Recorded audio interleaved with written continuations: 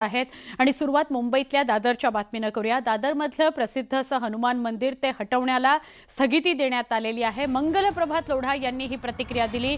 Railway मंत्र्यांशी चर्चा करण्यात आली आणि हनुमान मंदिर हटवण्यासंदर्भातली प्रक्रियेला स्थगिती देण्यात आलेली आहे। या घडीला महत्त्वाची बातमी आहे।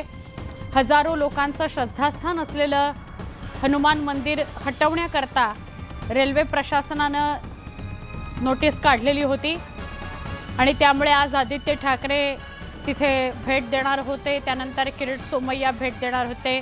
पण आता मंगलप्रभात लोढा यांनी रेल्वे प्रशासनाशी बातचीत केल्यानंतर असं कळतंय की दादरमधले हे हनुमान मंदिर हटवण्याला स्थगिती देण्यात आलेली आहे। मंगलप्रभात लोढा यांनी ही प्रतिक्रिया दिली आहे। रेल्वे मंत्र्यांशी त्यांनी चर्चा केली आणि हनुमान मंदिर तसंच सुरू राहील भक्तांच्या दर्शनाकरता असं सांगण्यात आलंय। आमचे प्रतिनिधी उदय जाधव यांच्याशी बोलूया। उदय, एका बाजूला कोणाला मंत्रिपद मिळणार या संदर्भातल्या गरमागरम चर्चा सुरू आहेत। मुख्यमंत्र्यांच्या आणि उपमुख्यमंत्र्यांच्या फोनची नेते वाट बघतायत, पण इकडे मंगलप्रभात लोढा यांनी रेल्वे मंत्र्यांशी चर्चा करून या दादरच्या हनुमान मंदिरासंदर्भात महत्त्वाची बातमी समोर येते आहे। काय सांगाल?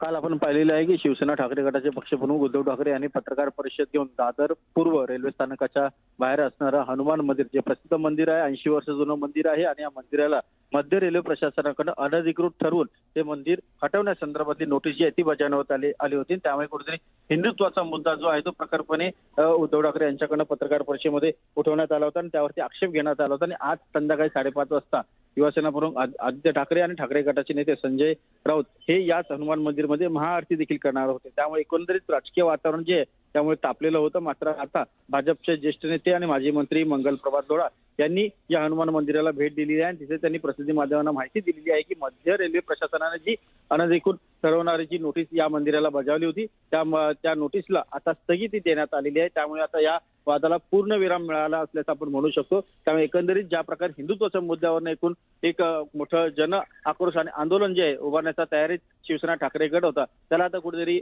एक खीळ बसली असं आपण म्हणू शकतो। आता यानंतर ठाकरे गटाची भूमिका काय राहणार आहे हे आता पाहावं लागेल। नक्की। मात्र दादरमधली ही दृश्य आपण बघतोय। दादरमधलं हनुमान मंदिर जे अनधिकृत ठरवून रेल्वे प्रशासन त्याला पाडणार होतं। आदित्य ठाकरेंनी या संदर्भात आवाज उठवला होता, पत्रकार परिषद घेतली। संजय राऊतांनी सुद्धा आगपाखड केलेली होती, भाजपचा हिंदुत्वाचा मुद्दा मध्ये आणलेला होता। या सगळ्या पार्श्वभूमीवर आज बातमी समोर येते। मंगलप्रभात लोढा यांनी रेल्वे मंत्र्यांशी बातचीत केली आणि दादर ईस्टला आपण अगदी स्टेशनच्या बाहेर पडलो की असलेलं जे हनुमान मंदिर आहे ते हटवण्याला स्थगिती देण्यात आलेली आहे। 80 वर्ष जुनं आहे, हमालांनी ते उभं केलेलं आहे आणि हजारो प्रवासी भाविक इथं दर्शनाकरता येत असतात।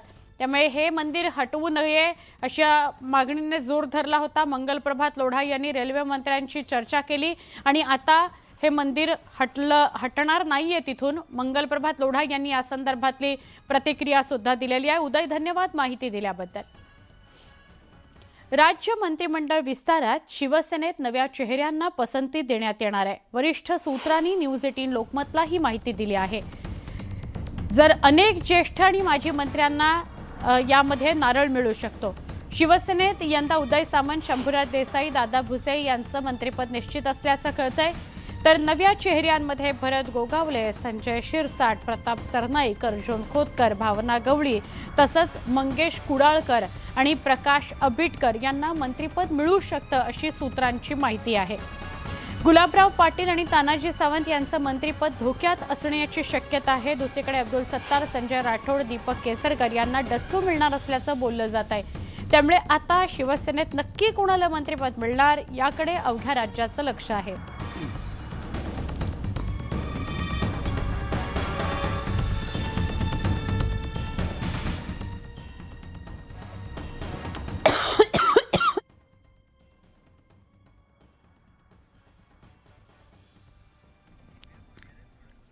ही आपण लिस्ट बघतोय।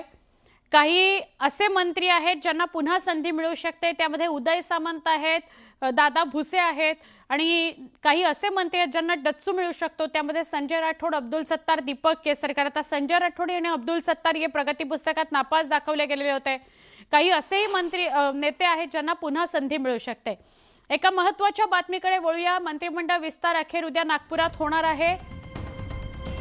देवेंद्र फडणवीस स्वतः संभाव्य मंत्र्यांना फोन करणार आहेत आणि उद्या नागपुरात आपल्या कुटुंबियांसमवेत शपथविधीला उपस्थित रहा अशा सूचना देणार आहेत. महत्त्वाची बातमी आहे, उद्या शपथविधी होणार आहे आणि तो नागपुरात होणार आहे. नागपूरच्या राजभवनामध्ये तयारी सुद्धा झालेली आहे. भाजपच्या संभाव्य मंत्र्यांच्या यादीत सुधीर मुनगंटीवार, चंद्रशेखर बावनकुळे, आशिष शेलार, अतुल सावे, गिरीश महाजन, सचिन कल्याण शेट्टी, गोपीचंद पडळकर, मंगलप्रभात लोढा, संजय कुटे अशा सगळ्यांना संधी मिळू शकते. यामध्ये नितेश राणे, समाधान आवताडे, माधुरी मिसाळ यांची सुद्धा नावं आहेत. आमचे प्रतिनिधी उदय जाधव आणि राहुल झुरी हे दोघंही आपल्या संपर्कात आहेत. या दोघांशी आपण बोलणार आहोत. आज दिवसभर वेगवान घडामोडी घडत आहेत. सर्वात आधी मी उदयकडे जाते. उदय, आपण बघितलंय शिवसेनेची सुद्धा नावं समोर आली आहेत, ज्यामध्ये काही नवे चेहरे आहेत ज्यांना संधी दिली जाईल. तरुण मंत्रिमंडळ असेल असंही सांगितलं जात होतं. आता शिक्कामोर्तब झालंय. फक्त मुख्यमंत्री आणि उपमुख्यमंत्र्यांचे फोन जायचे आहेत का त्यांना? काय सांगाल उदय?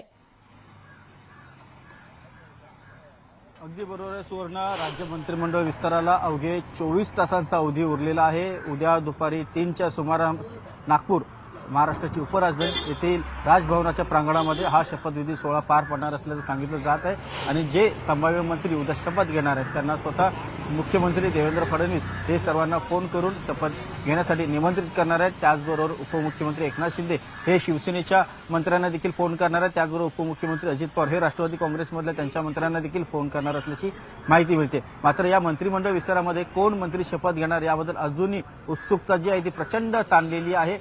केंद्रीय मंत्रिमंडळ म्हणजे आपण पाहतो की केंद्रीय जे नेतृत्व आहे एनडीएचं, त्यांनी एक प्रकारे एक चाळण जी आहे ती लावलेली आहे की स्वच्छ प्रतिमेचे आणि ज्यांच्यावरती भ्रष्टाचाराचे आरोप नाहीयेत अशा मंत्र्यांना, अशा माजी मंत्र्यांना पुन्हा मंत्रिमंडळात स्थान द्यावं असं सांगण्यात आलेलं. त्याचबरोबर नवीन चेहऱ्यांना सर्वाधिक संधी मिळावी असं देखील सांगण्यात आलेलं. अशा सूचक सूचना ज्या आहेत त्या देखील देण्यात आलेल्या. त्यानुसार महायुतीच्या तिन्ही नेत्यांनी आपापल्या पक्षांमध्ये तसं एकूण एक बदल जे आहेत ते खूप मोठे घडून आणलेले आहेत. शिवसेनेच्या संदर्भात बोलायचं झालं तर शिवसेनेमध्ये देखील शिवसेनेचे मुख्य नेते आणि त्याचबरोबर उपमुख्यमंत्री एकनाथ शिंदे यांनी खूप मोठा बदल जो आहे तो घडून आणल्याचं माहिती वरिष्ठ सूत्रांनी दिलेली आहे. जी सूत्रांकडून माहिती मिळते त्यामध्ये ज्यांचं मंत्रिपद जे आहे ते नक्की आहे असं समजलं जातं. त्यापैकी उदय सामंत आहे, शंभूराजे देसाई, दादा भुसे हे माजी मंत्री ज्येष्ठ नेते, त्यांचं मंत्रिपद जे आहे ते जवळपास नक्की असल्याचं समजलं जातं. त्याचबरोबर काठावर असलेले मंत्री म्हणजे